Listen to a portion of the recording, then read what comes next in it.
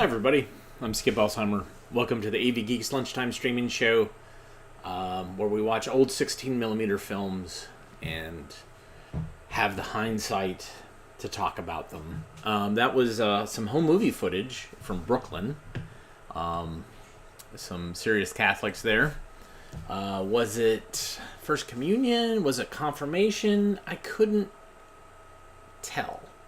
So, but it's interesting nonetheless. I'm sure if we showed it to a Catholic, they would say, "Oh, it's this."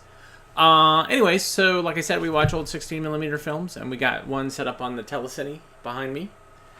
This is Space Flight Around the Earth. Enjoy.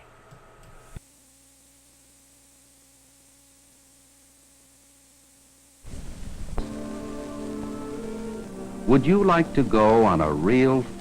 Come along to a space center in Florida. It is early in the morning. A spaceship is ready to circle the Earth, and the astronaut is you.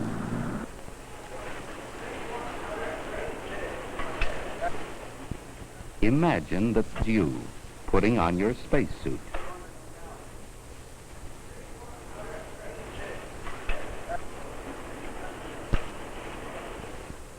Inside the suit, a small hose will bring you oxygen to breathe, for there is no air in space.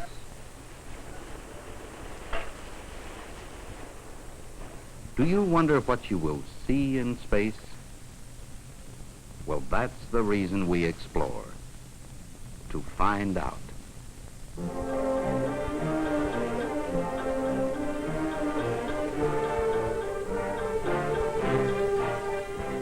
An elevator takes you up to the very top of the rocket, where you enter the tiny cabin of your spaceship. Okay. Go, Eddie.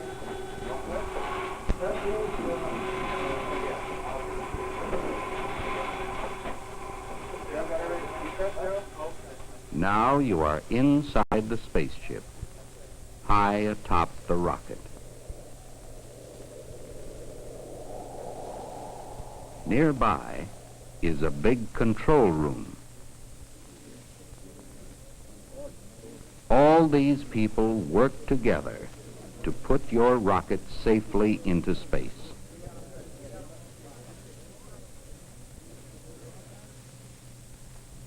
On a globe, like the one in school, they will follow the path of your spaceship as it moves in orbit around the Earth.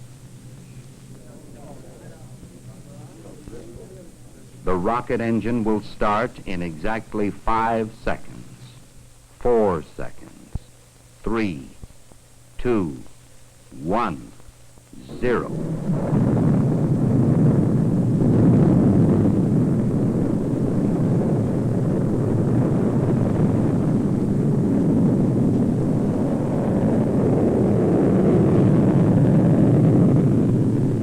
It takes a lot of power to go up against the pull of gravity.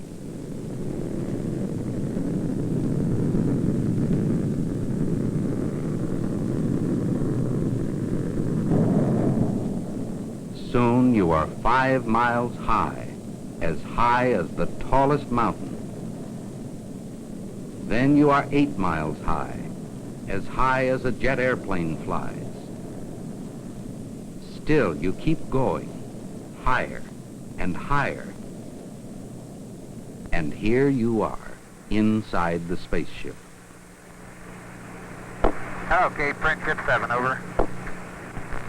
Roger, 7 still reading you loud and clear. Flight path looks good. Roger. This is very comfortable at 0G. I have nothing but very fine feeling. It just feels very normal and very good. Now you can look back and see the Earth from 100 miles high. The ocean looks blue with white clouds above it. At the edge of the Earth, you can see a bright blue band. That is the air around the Earth. In space, there is no air, so space looks black. You can see that the Earth looks round, but you can only see a part of it, as on this globe. The Earth is so large that to see it all, you would have to be 5,000 miles away.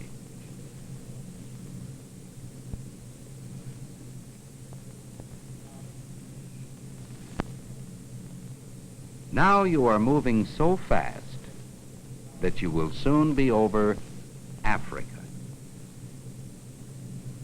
It is noon there because this part of the Earth is facing right toward the sun now. This is Friendship 7. Have a beautiful view of the African coast, both in the scope and out the window. Over.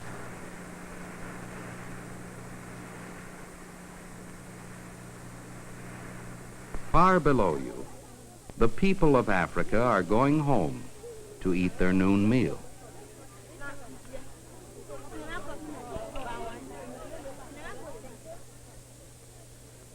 Nearby is a tracking station where scientists can talk with you by radio.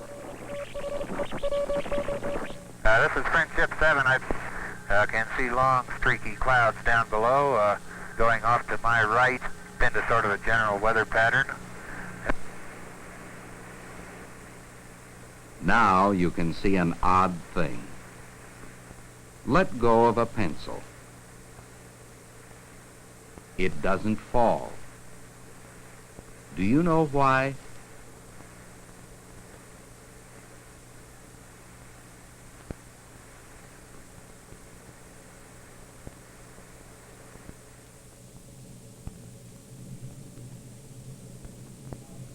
Now you are near the shadow of the Earth, where it is night. Right now, Australia is in the middle of the Earth's shadow. So it is the middle of the night there.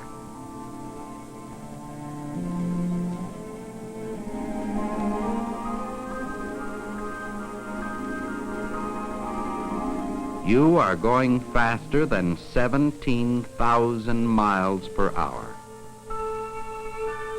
Soon you will be near the sunlit side of the Earth. In the periscope, I can see the brilliant blue horizon coming up behind me, approaching sunrise. Over.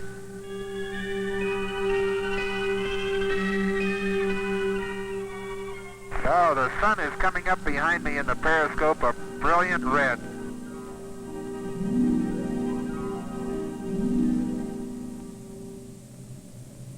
For this part of the Earth, it is morning. Far below you is a fishing village in Mexico.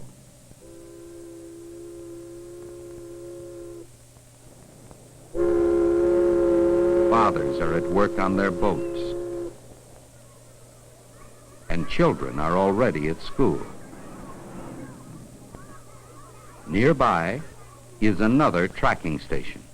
7, time to eat coming up now. Is it easy to eat in space? We find out by trying it.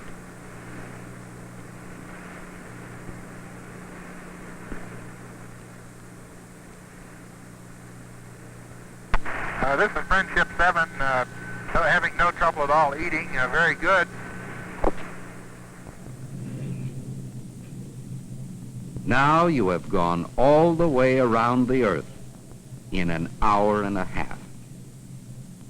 You go around again and again until it is time to come down.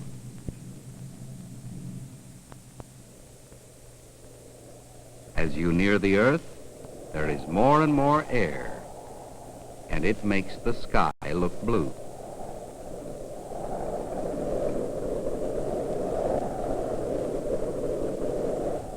there is the ship to pick you up.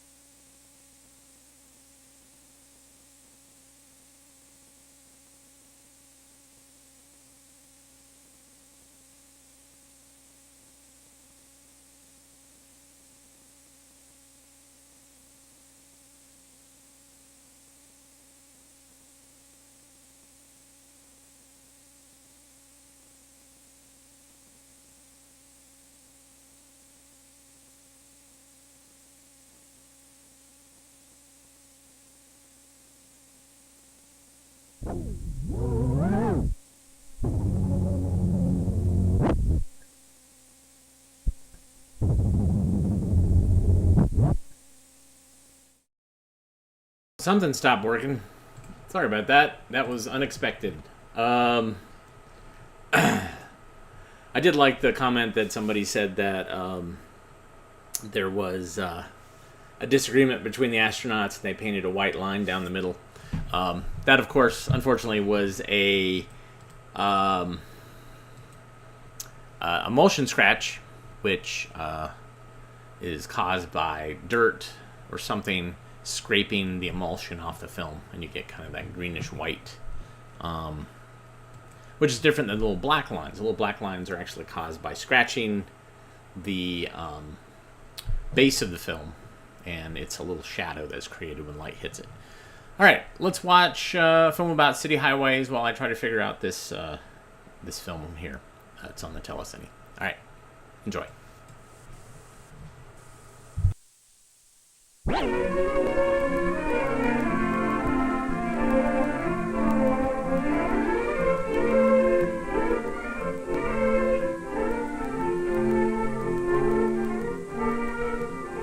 The city, your city and mine, is growing larger, day by day, week by week, and year by year. This is true all across the land. Today, more people than ever before live in and around cities.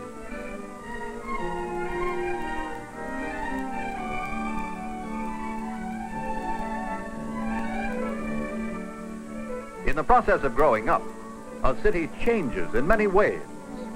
It faces problems that were never dreamed of just a few years ago. One of the biggest problems is that of traffic, the movement of cars and trucks, streetcars and buses, all the many vehicles that carry people and goods in and around the metropolitan area. Most streets were built when the city was smaller and when there was much less traffic. But today's world is a world on wheels.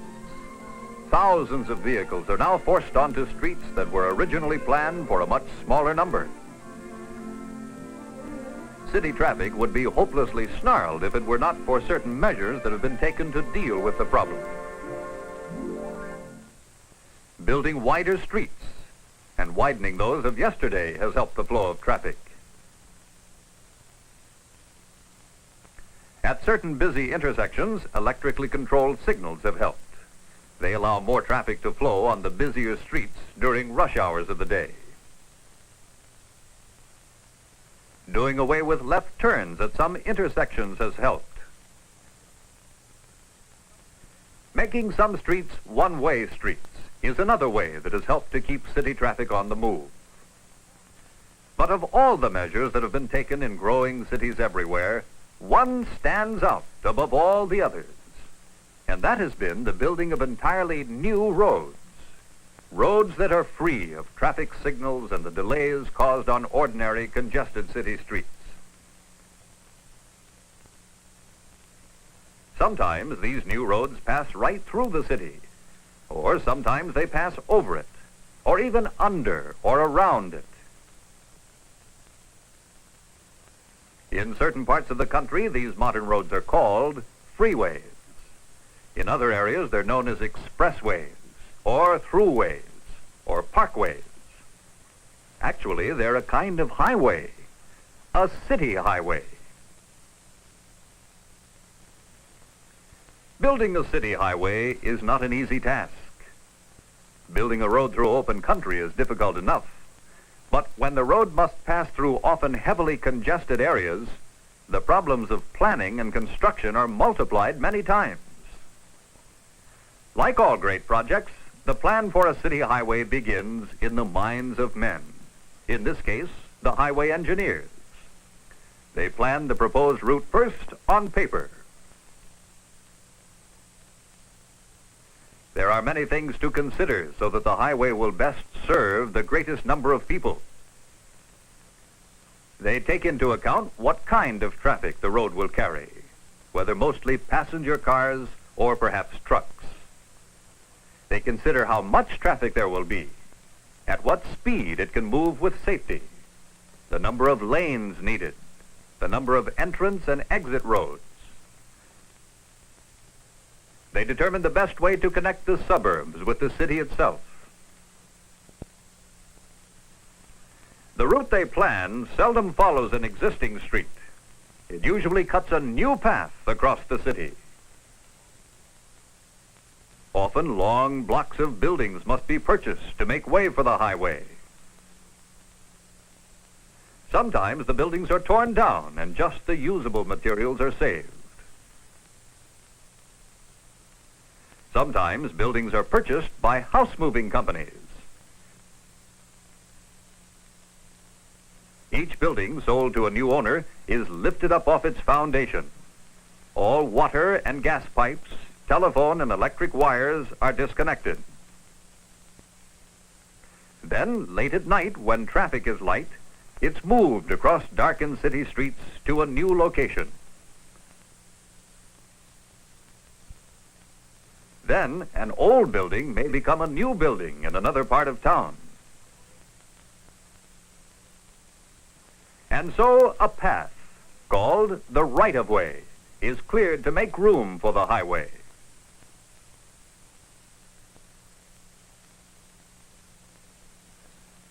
Then come the road builders, or contractors, with their powerful machines. The big, rough job of creating a modern highway where there was never a road before begins. First, the foundation for the road, called the roadbed, is prepared. Along some parts of the right-of-way, hilly places are leveled by earth-moving machines. A fairly flat road, free of sharp hills and valleys, is a safer road. And this is one of the important considerations of planners and builders alike.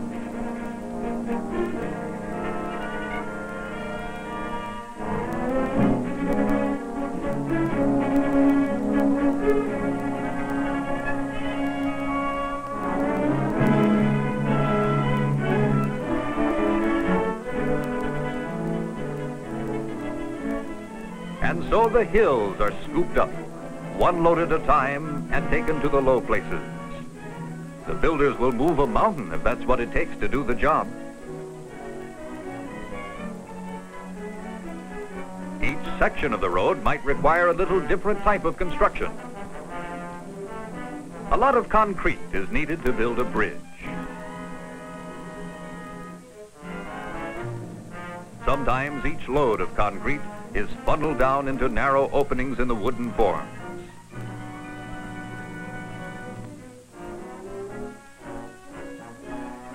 When the concrete dries and the forms are removed, the bridge begins to take shape.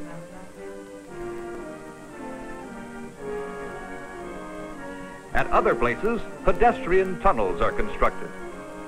They'll allow people to pass safely under the highway.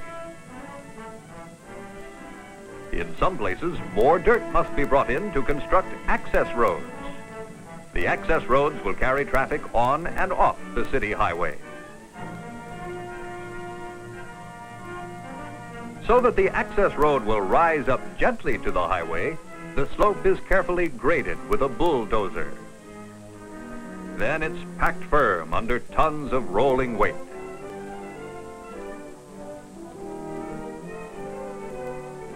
When the work of preparing the roadbed ends, the job of paving the road begins. This is one of the final operations in building a city highway.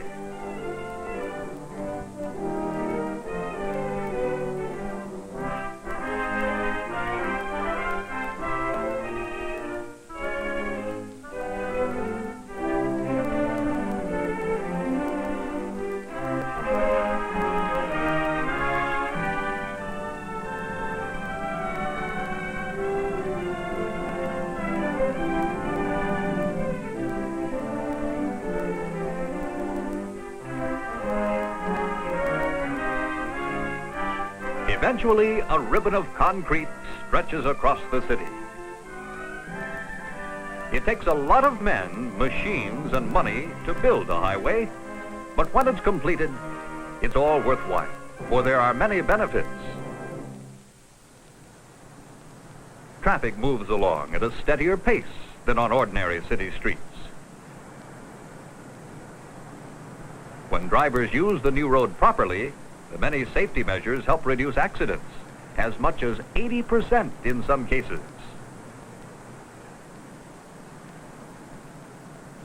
Bridges and tunnels eliminate all cross traffic.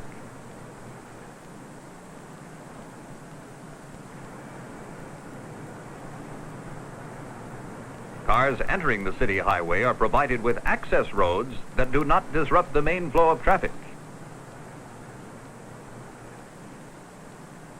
Important road signs are big and clear. They're placed so that they can be seen from a distance, allowing the motorist plenty of time to get into the proper lane.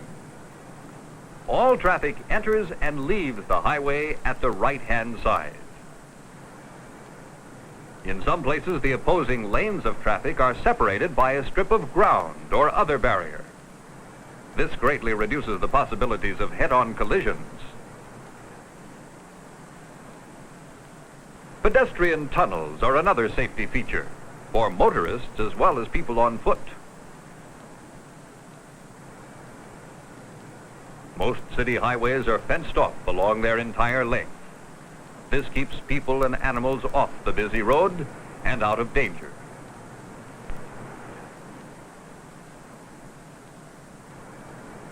All large projects require a lot of money. The cost of building metropolitan highways is met in most areas from the taxes which people pay. In many parts of the country, the taxes are collected at service stations from the sale of gasoline. The motorists who use the highways help pay for them in this way.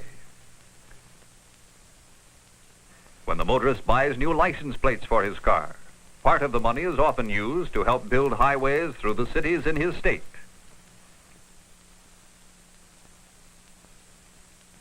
Sometimes the motorist pays part of the cost with the money he puts into parking meters. These are but a few of the many ways that money is raised to help build better highways. Better highways bring other benefits to metropolitan communities. Today, along many city highways, people have built factories. The materials needed at the factory and the goods produced there travel on such highways. And these highways connect with other roads throughout the state and the nation. Hundreds of people who work in the factories depend on the same highways to get them to and from their jobs.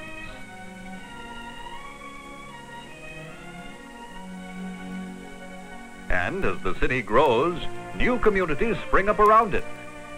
Often people who live in one community work in another. Once this was impossible. But But in many places today, city highways provide people with the means of rapid transportation. They are free to live outside the city and yet are able to work anywhere in the metropolitan area.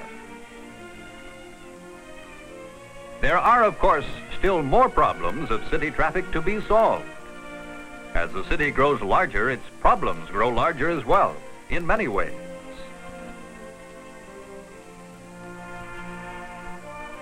More city highways will be built in the future, that is certain.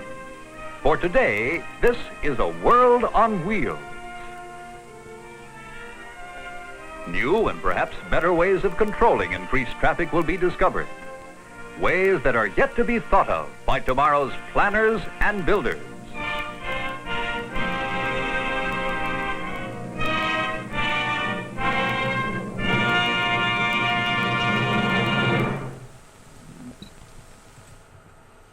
All right, Pat Dowling Films. So that was based in San Francisco, which is kind of great. Because normally we see stuff based in Los Angeles, and certainly Chicago, because it was the educational film Hollywood in my mind. But yeah, to get to see early transportation in San Francisco, some of it which was destroyed in an earthquake in the 80s. All right, we're gonna try it again. Have another film set up on the telecine. That previous film, what happened was it lost tension because the film was not tight on the hub. There you go. That's the thing about some of these is some of these machines don't use sprockets to move film through, so they use tension to kind of maintain a tension so that the film can go through, and use capstans to kind of move everything through. So if you don't have tension, then it just doesn't work. So that's more than you really probably wanted to know, but here we go. So this is a film, part of the series, the Most Important Person series, which some people say ran on during Captain Kangaroo. So this is What Do You Mean? Enjoy.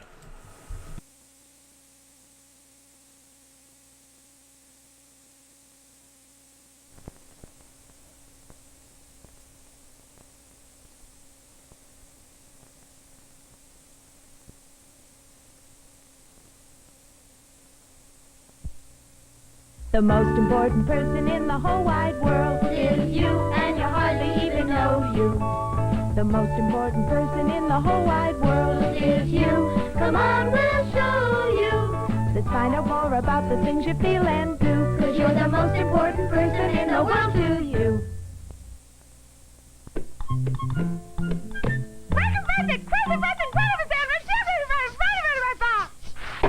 What'd you say? What did you mean? I don't know, but I better go inside right now.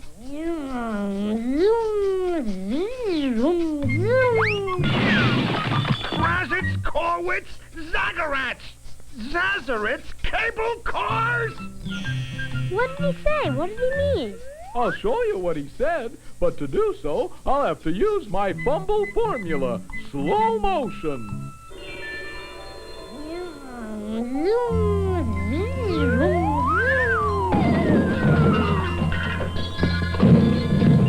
Bobby, you mustn't leave your wagon where people might trip over it. I know it's impolite to point, but your daddy's had a hard day. There, you see? Your daddy wants you to put your wagon away. But what did he mean? I just told you what he meant. No, I mean, what's a hard day? Oh, I see what you mean. Well, here, let me show you. Rotten cats or rats?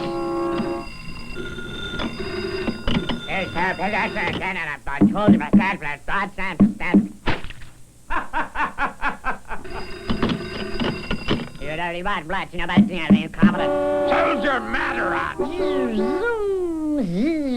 Closets, Corwitz, Zagarats! You see, Bobby, sometimes things happen to people in their day, things that have nothing to do with you, but make them irritable and hard to understand. Do you understand a little better about what your father said and what he meant? Yes, I think I do.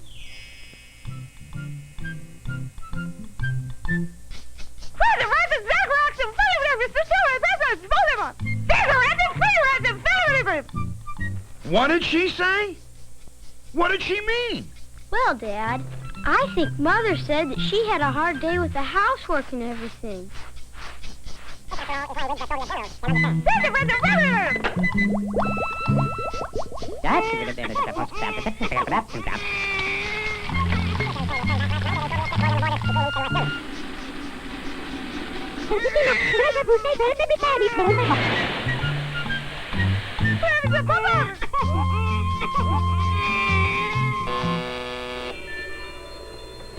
And would you please take your feet off the coffee table? Now I know what she said and what she meant. Boy, she had a flap doodle of a day, too. You know something, son? Yes, Daddy?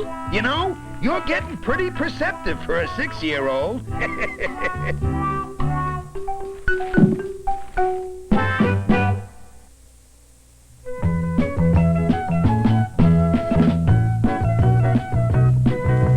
most important person. Wow, that was pretty great. Most of those are fairly intolerable. Some of them bust into song, but that one was awesome. And I feel like that was Dawes Butler, not Alan Reed. I don't know though. I feel like it was the second Flintstone voice, the Flintstone voice from the 70s and not the one from the 60s. And Dawes Butler was a big Hanna-Barbera guy, and so some of the voices of the dad sounded like, yeah, pretty great. Plus, it's about profanity. It's those adults are busting into a shower of profanity, and so it's pretty awesome. Big fan. So, yeah, let's see what do we got here. All right, this next film is another Pat Dowling film, and it's also made by Thomas Stanton, who later started Stanton Films. And so here's Working Water. Enjoy.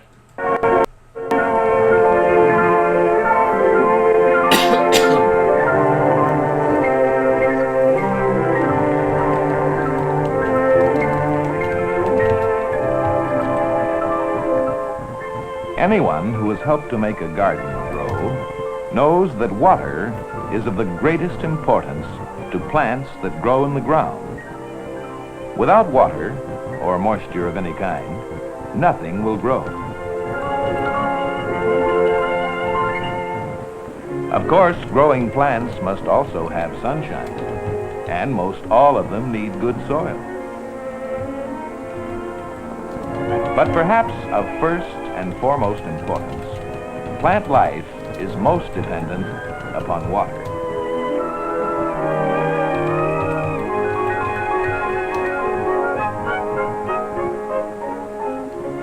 Because of an abundance of water, many parts of the United States are ideally suited for growing plants.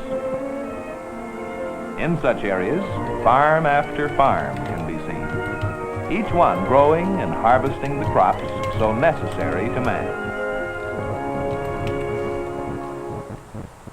Corn, for example, grows well in the Midwestern part of the country, where there is plenty of summer sunshine, good soil, and water. In this case, the water falls from moisture-laden skies as rain during the growing season. Other parts of the United States, especially those lands that lie in the west, are less fortunate. Here, much of the land is poorly suited for farming.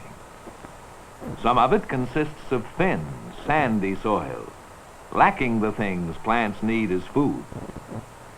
Only the hardiest desert plant life can survive here for very long. Much of the land is rocky and mountainous. Oh, it's beautiful country, all right, but of little value as farmland. Yes, sir. Some particular western areas, however, are different. Here, the land is fairly flat and free of rocks. The soil is good, and the warm sun shines for months on end. This would make ideal farmland if only there was that most important of all plant needs, water. There is, of course, lots of water in the West. During the colder months, much of it falls as snow and rain in the mountainous areas. When spring comes, the snows begin to melt, drop by drop.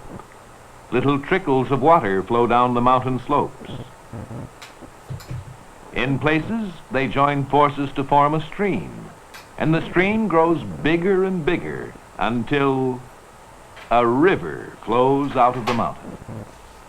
As summer approaches and the snows are gone, the flow of water diminishes, and many rivers contain only a trickle of water, or very often, no water at all.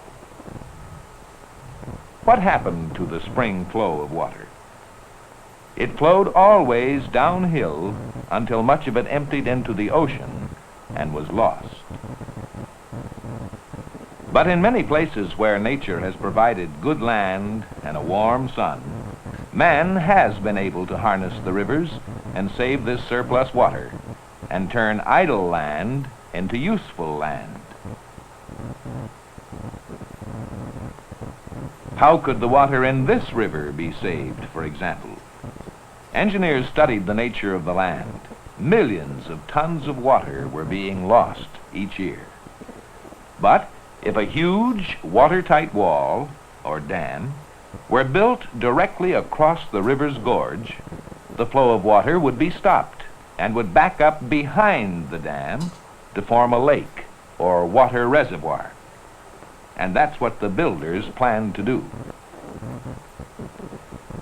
Construction on a dam would begin after years of careful planning. The design might differ from one project to the next, but regardless of design, it was sure to be built of materials as strong and as lasting as the bordering mountains themselves, materials of steel and concrete and stone.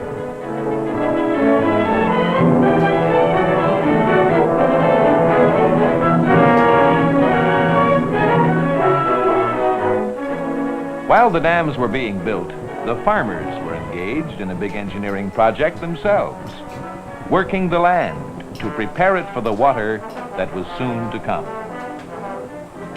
They first had to root out the desert sagebrush and greasewood that covered the arid land for as long as anyone could remember.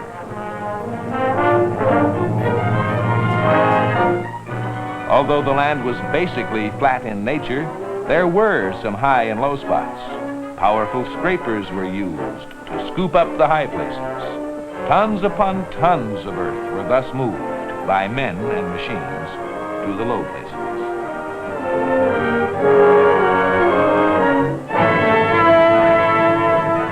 The land plane was one of the most ingenious machines the farmers used. It was especially designed to finish the tremendous job of field preparation. After the land plane came the plows, working in fields that were as flat as a tabletop, or with a very gradual fall toward one end, so that the irrigation water would flow very slowly across the field. Meanwhile, the builders finished their jobs. Some dams took years to complete. No two were ever exactly alike. But all were designed to help control water. Water for many uses, including water to irrigate farm crops.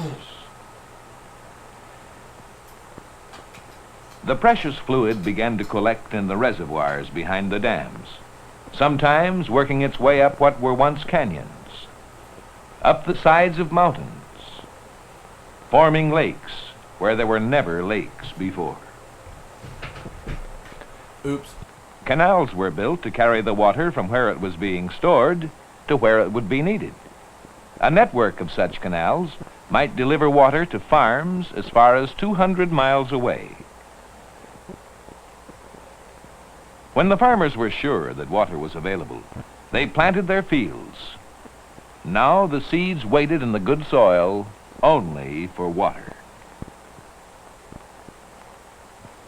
Sometimes it took only a single season to accumulate enough water. Sometimes, during drier years, it might take several seasons. But sooner or later, the water would be available.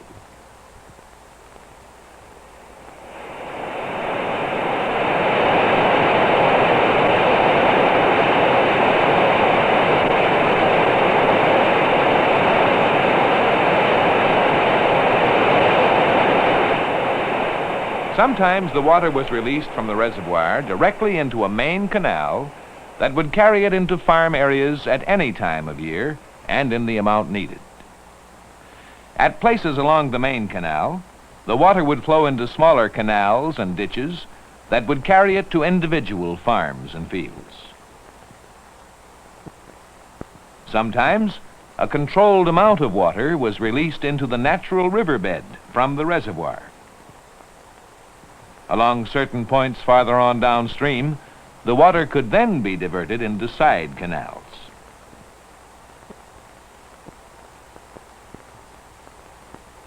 And so water that fell perhaps as snow or rain in some far-off mountainous area has come to the place where it's needed the most, to the good but thirsty land.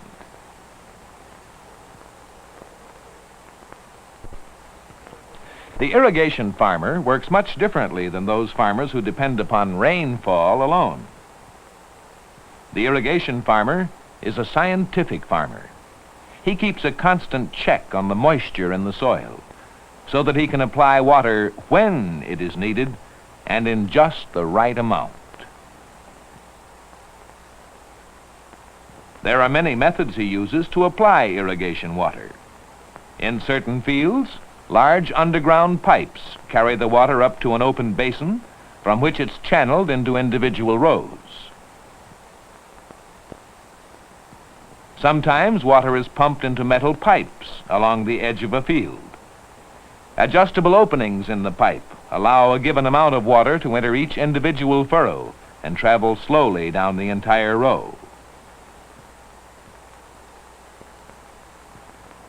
Overhead sprinklers are used most effectively for certain crops. The irrigation farmer can now make it rain when and for as long as it's needed. Sometimes fields are divided into large, low basins. Each basin has its own water supply, which flows or is pumped to the field through underground pipes. This type of irrigation is most effective in growing rice, barley, alfalfa, and certain other crops. The irrigation farmer often uses siphons to bring water into a field. The water flows into the rows from an open ditch alongside the field, each siphon supplying a single row. Regardless of the method of irrigation, it is most important that the water be allowed to move slowly and soak down to the proper depth for best results. And the results at harvest time give proof of the wonderful benefits that water can bring. Fine fields of grain now grow where once there was nothing but cactus. Potatoes are grown by the billions. And there are sugar beets by the millions. Cotton, once grown only in the deep south, is now a crop of major importance to the irrigation farmer.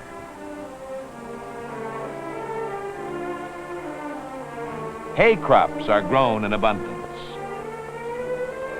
After cutting and baling, the neat bundles can be stored and shipped to livestock farmers for cattle feed. The variety and amount of crops raised on irrigated lands is growing year by year. And all these benefits were made possible because, in certain areas, man has devised a way to control the rivers. Yet, what we've seen here is not all past history. The problem of bringing water to arid lands is still a problem. Only a fraction of the water in rivers has so far been used on farmlands.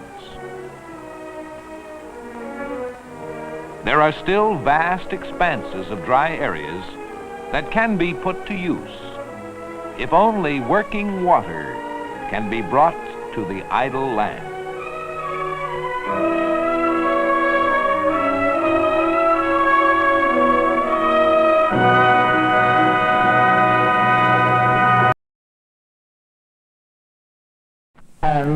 What, may I ask, is a dear little cupcake like you doing with nasty old school books? My dear child, we haven't had school or books in ages. No school? Really? Why don't you get rid of that school book? You can drop them in here.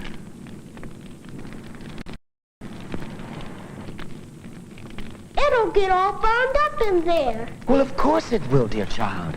And so it should. Books tamper with man's basic, natural ignorance. Now, what could be worse than that? But I can't burn this book. It's school property. Nonsense!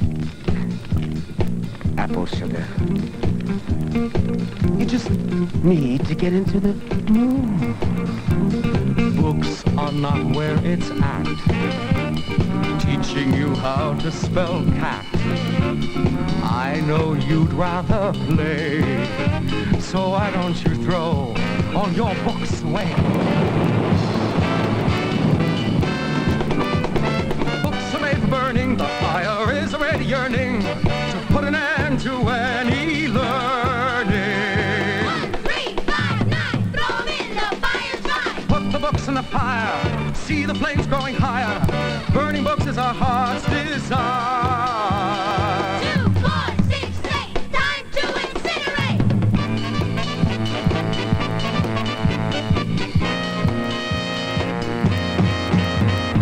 Books will not make you wise, and reading's bad for your eyes. I am sure you agree, so why don't you give all your books to me? Books are made for burning, fire is already yearning to put an end to any learning. This one here is very good about a man named Robin Hood. Put the books in the fire, see the flames growing higher. Burning books is our heart's desire. Though I never liked Tom Sawyer, I won't be a book destroyer.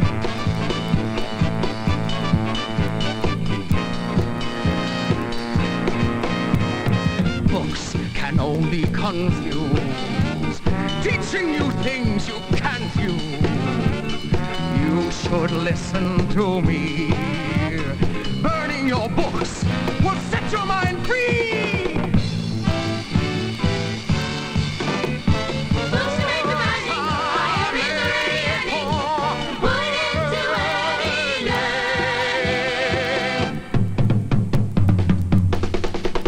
Put the books in the fire, see the flames growing higher. Burning books is our heart's desire. Books are made for burning, fire is already yearning to put an end to any learning.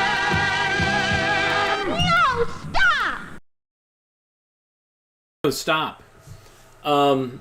So that was Books Are for Burning. And normally I show that when there's something related to burning or reading. But I'm showing this because this was a candidate for the 2021 toe tapping tournament. And unfortunately was defeated. But it was still, I love playing it. It's really great. And the whole film is really great. And I'll show it again this year sometime. But we've started the toe tapping tournament 2022, where we've been picking various films, specifically songs related to them, and you can vote on them. And in the comments, I have put the links to round 1, which we did on Friday. I'll send it again. And round 2,